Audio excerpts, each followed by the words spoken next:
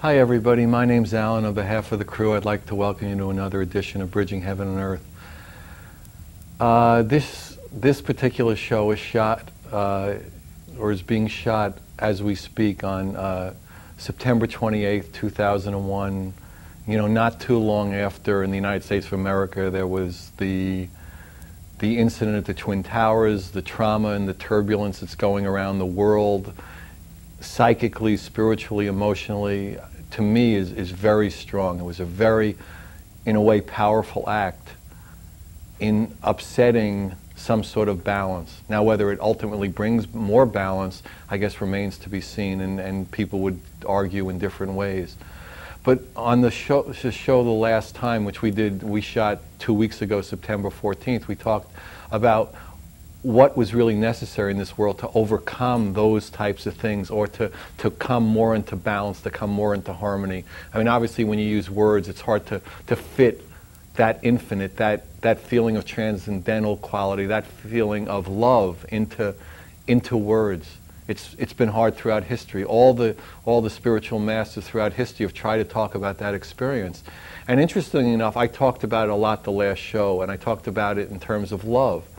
And I received some comments that really, I used the word love a lot, and maybe I should have used the word, or another word I could have used in that context was tolerance. And it struck me like, obviously tolerance is a wonderful thing, and we obviously need it day in and day out as we live our lives. But really what I was talking about was something that, unless we have, we'll never truly have tolerance. That a love, an experience of that inner oneness, of that inner connection, of that inner lack of separation, of that inner knowing that we are all one species, that everything is part of that whole, that in all the religions in one way or another we call God. That it's a love that's, let's call it different or beyond, or however you'd want to use human words. It's different than the love we feel for a mate. It's different than the love we feel for a country, or the love we feel for a child even.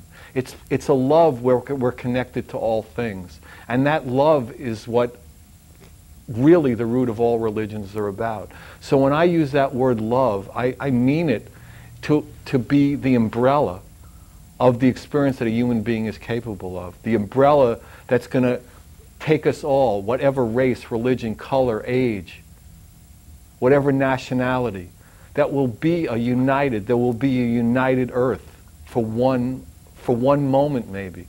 But certainly we haven't had yet, in the names of countries, in the names of religions, in the names of all different kinds of things, we've had wars and holy wars. And at some point it's got to be enough. That we've done it enough. We've used war and violence and abuse of others in so many ways, emotionally, physically, and spiritually. But in my way of looking at it, until we come into that experience of that true love, of that oneness, of that lack of separation, there is going to be no way around it. Sooner or later, we're going to find a way that someone is going to be opposed to us, that one religion, that one country, that one piece of land, in some way, shape, or form, we're going to end up in conflict. But there's one experience that a human being can have of that love, of that true love, of that truth, where there is no conflict. And that's really what we want. So God knows we could use more tolerance. But what we really want is that infinite love. And it's available to experience. It's been what all the masters have always talked about, to go within inside and to experience that love. And once again, as you know, that's what the Bridging Heaven and Earth show is about. And that's why people put so much time and energy all over the world to get that message out. And we have people who've come in from literally all over the world to once again share their experience, to share that experience of that connectedness, of that true love with us in the way that they manifest it. We have Carla Woody with us tonight. She's a spiritual teacher, and she's basically dedicated her life to different spiritual paths, different growth patterns, to come into direct contact with the experience of that oneness. And then all she does is go out and share it. She's written an extraordinary book, Calling Our Spirits Home, Gateways to Full Consciousness. She has 2 new books in the works. And basically each one of those and each minute of her life is to experience that love and share that love. And the love, not necessarily of family, not necessarily of country, the love that is the umbrella that transcends those loves. And then we have with us someone who's been with us before, Suzanne Teng, who's an extraordinary magical musician. She has an amazing CD out, an award-winning CD, Mystic Journey. She has a new CD out soon, and with her is this extraordinary percussionist, Gilbert Levy, her husband, her partner. And when they make music together, it's really to experience that love and share that love. So again, we have an opportunity for us all in the next 58.5 minutes to leave all the differences that we thought we had 5 minutes ago, 5 hours ago, 5 years ago, and to come into that love and then to take it out as best we can. So as we normally do at this time to set a tone for the show, join me in a short meditation. If you don't know how to do a meditation, just relax, settle into your chair, and we have an extraordinary show available. Thank you.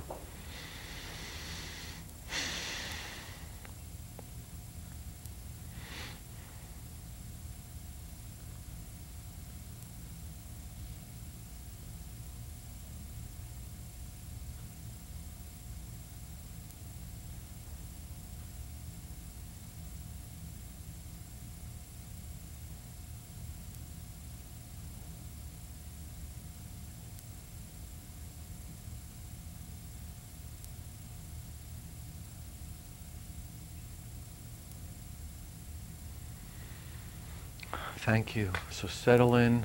Extraordinary show. Suzanne and Gilbert are going to come on first, and then Carla's going to come on. The first set is going to be 2 songs. Both have been written and performed by Suzanne Teng and Gilbert Levy. They're called Krishna's Dance and Clouds Across the Darkness. It's an opportunity for us all, once again, to settle in and to know that love. So whenever they're ready.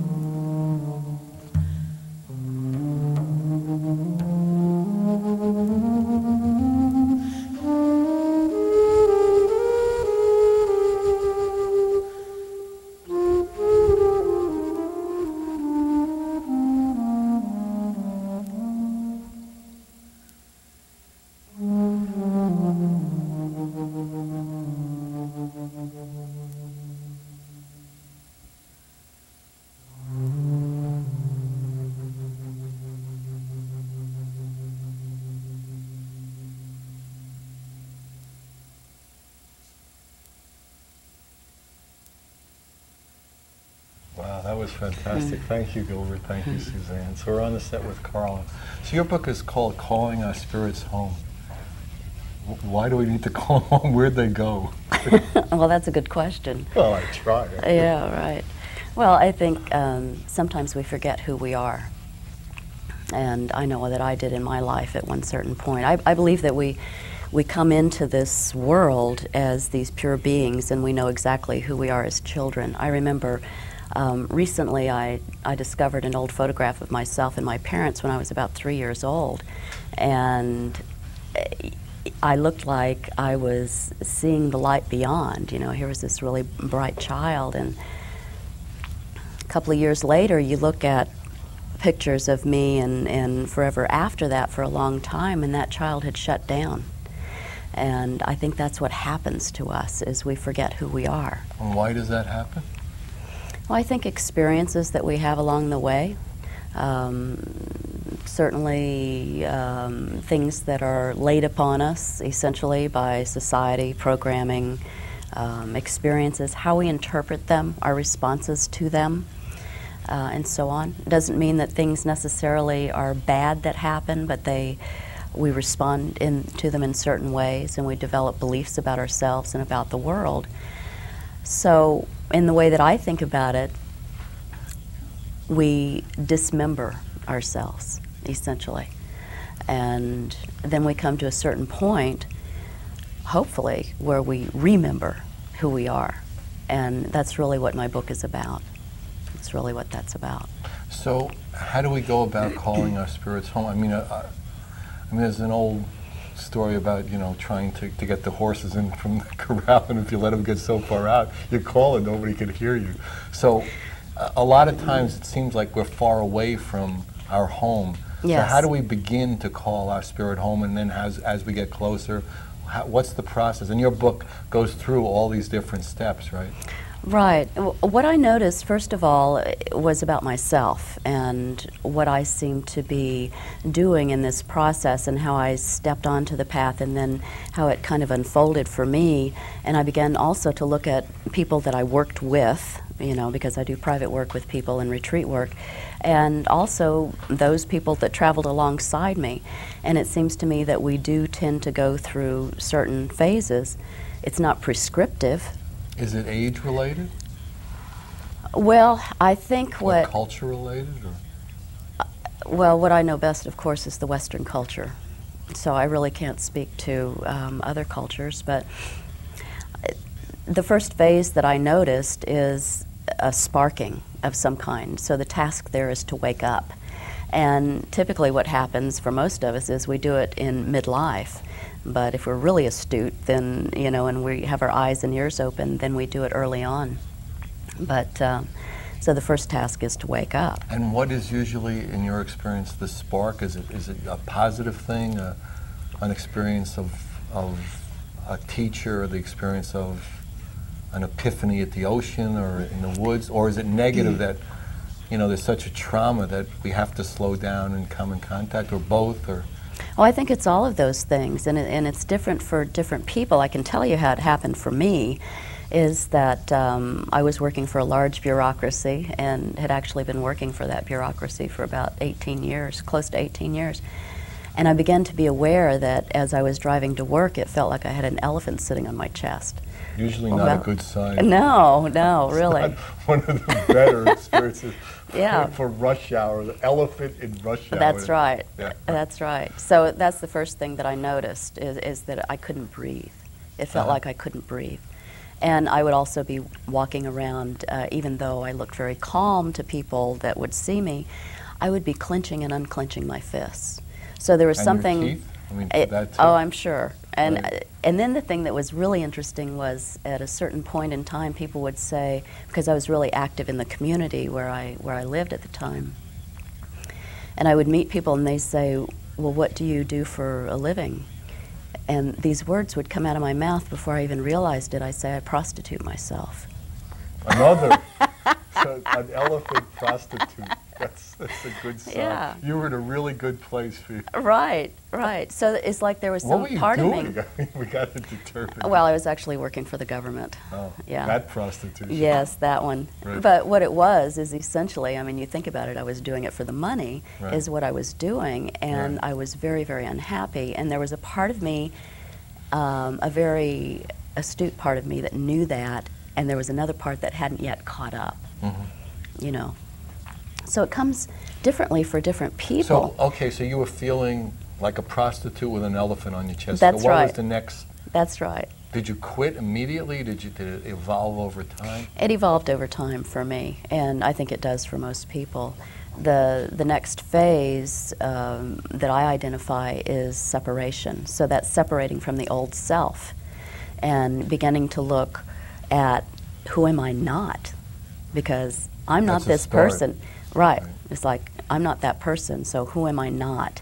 And really beginning to identify that and looking at, for me, what work was I doing? At that point in time, the geographic location that I was living in. There wasn't anything wrong with the place of work or the location. It's just that it didn't serve me for who I was. Right. And so people go through these things. And as far as the sparking aspect of it, it can be exactly what you said. Somebody can hand you a book. For some people, it may be a major crisis of some point. And I think for me, if I had chosen to stay where I was, it would have been a major health crisis. For other people, it may be a loss of job, a loss of a loved one, breakup of a relationship, whatever, that It just shakes the system it up. shakes the system up, Right. just like what happened in our country here a couple of weeks ago. I mean, that's a serious wake-up call. Yeah, we Serious talked about it wake-up as call. 911 as an Right. emergency Yeah. wake-up call. Yeah. And you went to actually a Sufi retreat right after that. And you I said that did. there was a lot going on. I about that. did. Yes, there was. And what, I mean, you said you feel really, in a way, resolved or in harmony with it. How could you describe that in words? It's hard to describe in words, actually, for me. I think if you look at the larger picture, which is what I always tend to do, is to what does this mean in the global system? And it has caused a lot of people to come together. What I say to people is, okay, you know, because so many people are asleep, just walking through their life, looking at their shoes, you know, not looking up and so on. And I think it has caused people to realize, well, what's important? What's really important in life? It's not these little petty behaviors, you know. We were it's talking about that earlier. Exactly. How It's they yeah. seem to be all. I mean, they were gone for a while. Now they seem to be coming back. Yeah. It only took a couple of weeks, and we're back to being slightly petty. Yeah, you know. And it's hopefully a- it can, you know, not come back in the full. Actually, I was reading today that some gossip columnist said she can't get behind it anymore. You know, she lives in Exactly. New York, and she just can't write. You know, Madonna's bras, you know, 3 sizes too small. You know, Yeah. it's so stupid now. Yeah. In light of Exactly. you know, that the fire people are going to have to take 9 months to a year to even clean that place. Yeah. And there are, you know, I don't know, 6,000 bodies that are just like disintegrated. So they're issuing death certificates, but they'll, you know, they'll never find the physical form of their loved one in that way. So, If you look at this at different levels, then if you take it down to the personal level, it's really what happened is no different than what goes on inside individuals. explain that a little. Okay, so because there may be parts of us that we attack ourselves, we sabotage ourselves, and so on. And so I'm involved in some coursework right now with a group of women, and one of them said to me, I don't know how I can even concentrate on this, on me, you know, she was saying, on myself. And I'm saying to her, that's every reason why you should, at this point, really focus back on yourself and what is real, what is authentic, and what is really important. You know, that's because I believe that it begins with every one of us. And the more people that are living an authentic life, the more, well, which is exactly what this foundation stands for, is the more we can entrain to each other. And then that kind of energy becomes bigger and bigger and bigger than some of these other things that are going on. So if anything, focusing back on yourself and how you're really living. Not in that selfish way that I need No, another not car, at all. but like who No. I really am, what is authentic, what is the real me, Exactly. how does the real me connect to everyone else. In Exactly. That way. So it's about that space of unconditional love that you're talking about. It's not about the behavior that someone's presenting. It's not about the behavior that I'm presenting. It's what's behind that. Yeah, it's not like sitting in meditation, but actually experience meditation. Right, right. The difference between knowledge and experience, you know, is pretty vast sometimes. So that's what it's okay, really so about. in your life you had this, and then what sparked you? I mean, so you were in this position work-wise that wasn't serving you anymore. So did something specifically happen at that point to like get you out, or was there like a book? Or I mean, I know in my path, I mean, when I was starting to go into those experiences, I mean, the Carlos Castaneda books, the Don Juan books were around, you know, of different realities. It's like my world wasn't the whole world in that way. And Be Here Now, Ram Dass, and you know, and they really meant a lot to me in those times. I mean, I literally read those books hundreds, well, I don't know hundreds, but a lot of times. A lot, yeah. Well, for me, there were two things that really kind of kick-started me into that separation from the old self. And one of them was my introduction to Neuro-Linguistic programming, NLP. And describe that? Okay, Neuro-Linguistic programming, which is quite a mouthful. Right, I wasn't going to say it. Right, just, right. You describe yeah, it. we call it You NLP say it for short. and you describe it. Essentially what it is, it's understanding the structure of what goes on in the mind. So we've all had different experiences in life, and that comes into our mind, and we code them in certain ways based upon our response. So then I may develop a belief about certain things. And based upon that belief, I believe certain things about myself. It comes out in my behaviors, my relationships, all of those kind of things. So NLP is the study of that for each individual. So would you say it's a scientific approach to how we manifest? That's a good way. That's a good way of yes, piercing the veils in a way. Yeah, I mean it's a study of how we manifest and how we don't manifest. So what may stop people from getting where they want to go? If I have a limiting belief inside of me, then that would stop me from getting there. It may be very difficult. So it's like to clear the way to experience what's behind all the blockages. Exactly. Yes, there are processes within NLP that will help do that. And the practitioner can work with someone to understand and help them understand what's going on with them internally, so and then facilitate them to transform beliefs and so on. So for me, the introduction to NLP was a big one, a really big one. And I realized that I was holding within me a false belief that said my security came from outside of me. My well-being, my security. Exactly. My feelings of worth. Yeah. So, I mean, security comes from within. You hold it from within. It's not something that someone else gives you. That's false security, you know. Because that can change in a moment. Absolutely. Right. Absolutely. As we've all seen it. Yes. Right. But if I'm strong within, if I hold that within, then that moves outward to color everything in my life. So that was one thing. And then the other thing was my work with Don Americo Yabar, who's a Peruvian shaman. And essentially, I intuitively, I didn't even know what a shaman was at that point in time, and I'd never been camping in my life, and I just was really. So you went right from a government job to the the mountains of Peru, right? Well, at this point in time, it was in the southern Utah desert is where I went to have an experience with him at that point. I did go to Peru later with him, but he's able to read energy. Now, he doesn't speak English, and I didn't tell him what I'd come there for, although there was a part of me that knew that I needed to be more integrated, body, mind, spirit, because I was really mental at that point. And about the second day that we were there, he holds his hand out to me to come up in this group of people. And at that point in time, that'd be about the last thing I would do, you know, is to appear vulnerable in front of people that way. But it seemed right for me to do that. And anyway, I'd never seen anyone who, I'd never experienced so much love coming from someone's eyes. Wow. So we were standing about this far apart, face to face, which normally seems kind of confrontive to most people, but it didn't at all.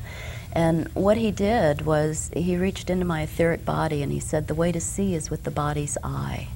And he opened my heart chakra and not the mind's eye. And he shut off my mind. And I could feel all of this. And it turned my life upside down. Wow. I mean, it totally did. When I got back home again, I saw everything in the way that I was living with new eyes. And I didn't like what I was seeing. So that was pretty dramatic for me. And that's essentially what I used to think that was why I wrote the book, was so that people didn't have to go through all the confusion that I went through. Because there were times when I would think I was psychotic. I wasn't with people who had experienced the kind of things that I was experiencing. And I wasn't in a community that these kind of things, you didn't talk about them. Right. So I didn't have anyone around me.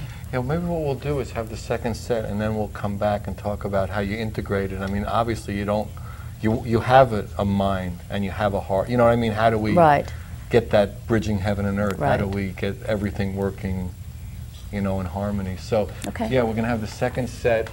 This is with Suzanne and Gilbert. Both songs have been written and they will be performed by Suzanne, Teng, and Gilbert Levy. The first one is The Shepherd Call, and the second one is China Lily. So just settle in. Suzanne, Gilbert, here we go.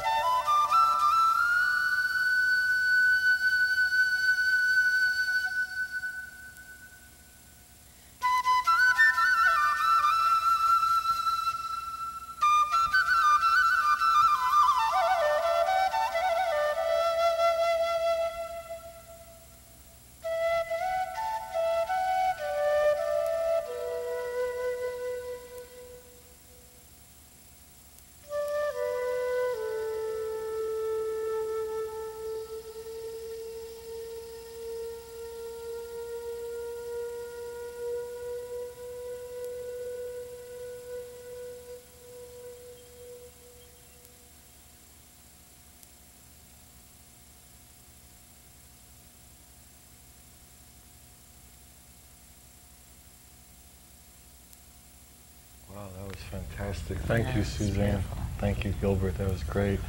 So their album is Mystic Journey. It's really fantastic. And I don't know how you feel, but it certainly changed the energy here, and it's just really magnificent.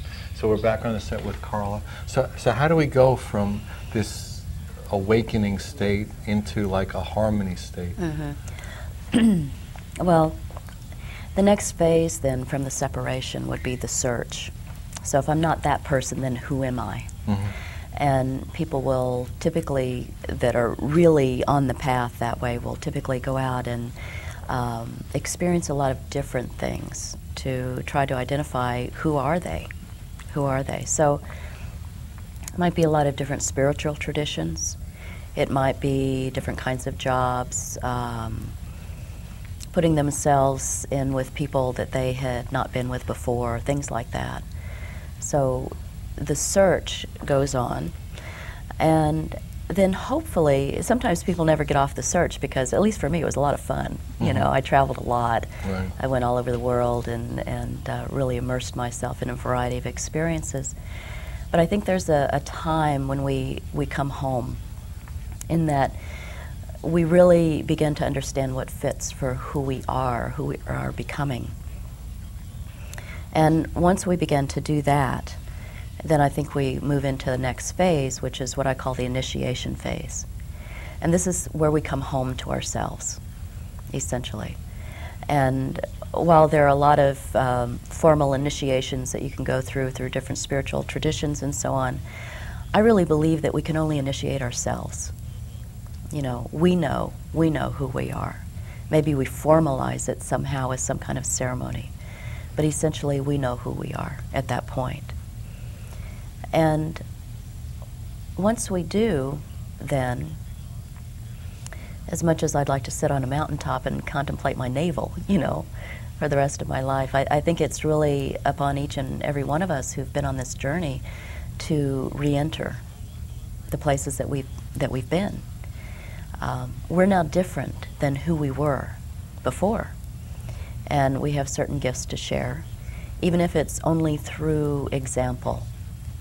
So this isn't about going out and proselytizing or anything like that, but people do have gifts to share, to make it a better world, and maybe to be the one who puts a book into someone's hand so that in turn they have their sparking or whatever it is. Yeah, but that's essentially the process that I've noticed. Of course, the cycle never ends. We might rest on our laurels for a while after we're back, find a way to re-enter, which is kind of an interesting thing. Do you mean to go back into the situations you were in before as this different person to get a government job again? Oh, no, not necessarily. No, not necessarily. Okay. No, although it could be. It could be, but not necessarily. Not necessarily. When you mean go back, you mean participate and manifest in the world. Yes. And bring your gifts to the world. Yes. I mean, it doesn't necessarily mean that going and sitting on top of a mountain and meditating for 10 years could not be someone's path. It could be someone's path. I mean, yes. most Westerners, I'd say it probably isn't to a large extent, Right, but it's not right. that it's impossible. Right. Yeah, and also that doesn't mean that people leave the world while they're on this path. Right. They don't, because it's integrated within their lives, so to speak. But there is a time, I know for me, part of the reentry process was writing that book and putting it out there. And standing up for this is what I am and this is what I Yes, believe exactly. in, for the world. Exactly. I'm not a government person anymore. I'm not a wife. I'm not a daughter, although I might be those things anyhow. Right, I might have those roles that Right. I participate in, but they're just roles, and they're not necessarily who I am at a core level. So for me, part of that reentry process was bringing what I learned back to those who want to share in it. So through writing and through retreat work and private work and so on. So, I mean, do you find when you talk about people knowing their core experience, I mean, I might call it something else just because we use different words. Right. But that the more people have that core experience, the more they experience that we're all not the same, that we have all the same roles, we all work the same job, but there is a core essence, the life force that is basically, we are all brothers and sisters. And Exactly. And So the mythologist Joseph Campbell, who of course studied all the creation stories and so on, there's a common thread that runs through all of them. Which is? Well, essentially, you know, the unfolding in the way that it is, and it's not so different from one tradition to another. What that says to me is we are all one. And there is an experience of that, not just as a theory, but there is. Exactly.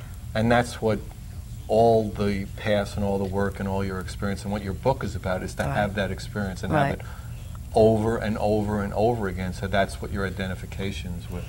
That's what you know you are. Right. Is that God?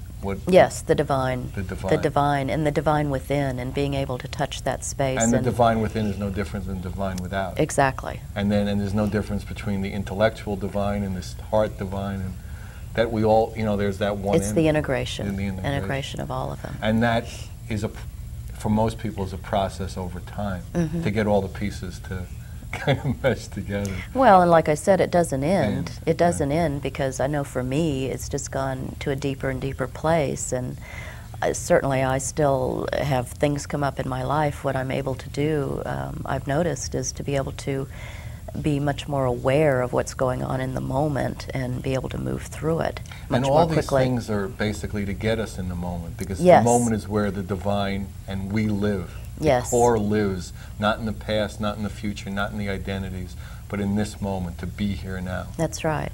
I used to be so future-oriented, which also goes with being mental, like that, being up in your head, that I would plan something and I would have great enjoyment in planning it. But once I would actually get into the activity, say it was going to the theater for the evening or something like that, I would get there and I wouldn't enjoy it because I'm not in the moment. I'm already on to the next thing in the future that I'm going to be doing. So for me, being in the moment meant coming down into my body. You know, being able to really come down into my body. And you have like techniques and tools in the book to allow people who find they're not able to do that to do that. Yes, the way that I fashioned the book is that, because when I started on my own path and I read a lot of spiritual literature, most of it's so esoteric I couldn't see myself in it. So what I did was to tie everyday people's stories to these different phases, a variety of transformational modalities, a variety of world spiritual traditions.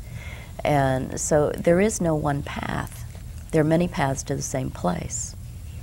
So that's... And why do you think it is, and I think that's part of the problem, that we get caught up and the path becomes an identity? And then it prevents us from having the experience that we really want, of that beyond the path, beyond the religion, beyond the country, beyond married, or, you know, all the things that we identify with. What stops us in that? What stops us in that? I think that we get so locked up in roles and structures. A certain identity? Yeah. We need to identify? Well, and the thing of it is, the role is not the identity. It's a mask that we wear. So the question is, what's behind the mask? What is behind the mask? And how many masks are we wearing? How thick is it? Because we live in a world of, in Western culture, we live in a world of logic and structure. And reason. And reason. Right. And where I live, the real experience is not necessarily in those places.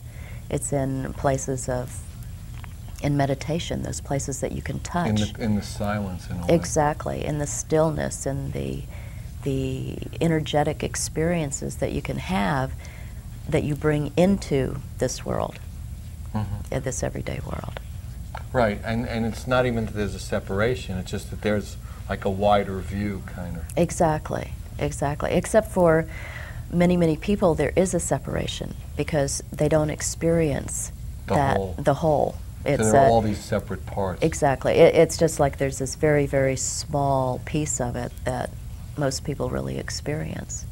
And basically that's what your work, play, and that's what your book is about, is to expand that. I mean, it's interesting because we've talked about it a lot on the show that, you know, we try to be reasonable, but the whole thing, and we're hurtling through space about 1 zillion miles an hour on this ball. Right. And what's reasonable about that from the get-go? I mean, there's nothing reasonable about it, that we actually, you know, and there's gravity and we're not floating off into space and, you know, the whole thing. And we have cities and we're still hurtling through space. Well, I think that And, the whole thing that we're hurtling through space in that way is really scary for people. So therefore, they try to hold on to as much structure as they can in their lives in that way. To feel secure. To feel secure, because it's too big. It's too big. It's like, where is my place in the universe? The universe is so massive. Where is my place? There's actually an interesting story when they, I think this is how the story goes, when they started that IMAX, you know, with the big screen, they had a thing where it came down from Earth, or it left you and came up. I don't remember which way it was going, but people were feeling so small. Oh, when they finally left the place, that they were going out and actually, you know, people were committing suicide. I mean, it was just, you know, just having terrible experiences, breaking down right on the street, because it's so big in a way, and we feel so small, and yet we're not. Exactly. Because we're part of that whole, and in us is everything. So it's interesting how only fear can prevent us from experiencing. Well, not only fear, but it manifests in that way. So. Well, fear is probably the root of most of what stops us from doing anything or having anything, and so on. Yeah. And do you find, as you travel and as your book has been out and you've done book signings, that there seems to be a change in that, and the momentum seems to be changed, that people are more hungry, and the efforts there, and this was before the 911, before the wake-up call, even then, and do you find it even more so now, or did fear come in after 911 to protect ourselves, the airport? I mean, I picked you up at the airport the other day, and it was, you know, different than I remember it in Little Santa Barbara. There were big signs and big cop cars and the whole thing. I don't know that it's, I think before the 11th, a couple of weeks ago, I think it's more that people were wanting more in their lives. You know, life has gotten so complicated and time has sped up and so on. And to me, it's almost as though there's so much technology. It's like life has gotten brittle. Fragile. And so people are looking for more. And it was, I felt really blessed last year when I was on my book tour to be able to talk with people, because I would be sitting at a table with my book in front of me, and people would sit down and tell me their stories without any prompting at all. And it was really something. It was quite a gift. And invariably it would happen that way, with tears streaming down their eyes, you know, about how they had awakened or what they were hoping for in their lives. And it has a lot more to do than with the 9-to-5 job. Right. You know, because that's the least of it. Yeah, right. That's the least of it. And yet people feel that they have to do that to put food on the table, and the momentum of feeding a family and children who you adore and the whole thing. And it just gets to be difficult to unwind that. Yeah, and to find yourself in there. Yeah. And so, if you could recommend to people, like, probably we have, you know, 2, 3, 4, 5 minutes left, what would you suggest, you know, as the top 3 things that people can, you know, who are watching the show all over, could take out and try to, you know, incorporate in their lives? Well, first of all, I would say to them to really begin to notice what they're feeling or not feeling in their lives, because that's a real indicator right there, and in what areas of their lives they're really feeling or not feeling, because those are the areas, if they're not feeling something and they feel like something's lacking, then that's the area to focus on. And that we're only afraid of the darkness because we haven't yet shined a light into it. When you shine a light into something, it's no longer dark. Just to start being conscious of it. Just be very conscious. And the decisions that they make. To me, I've got a message running across my computer screen that says, every moment is a choice. Not Microsoft, Bill Gates. No. Change that word. Every moment is a choice. I have a choice in every moment. How am I going to live? How am I going to be true to myself? Wow. So I guess, again, we're coming to the end of the show. It's been an extraordinary experience for me. You know, I'd like to thank Carla and Suzanne and Gilbert for bringing their love once again to share with you and me and the crew and everybody. And it's really an opportunity for us all to go out there once more. Whenever you're watching this show, I'm sure we can all experience more love and share more love. And it's a love that transcends the love of family, the love of country. And when we have that experience, that transcendental love, then we will know we're all connected, that we are all one, and that all the things that we think separate us do not really separate us, and we are all that same love. So please join us again in a couple of weeks or whenever this is shown with you. We love you. Good night. God bless you.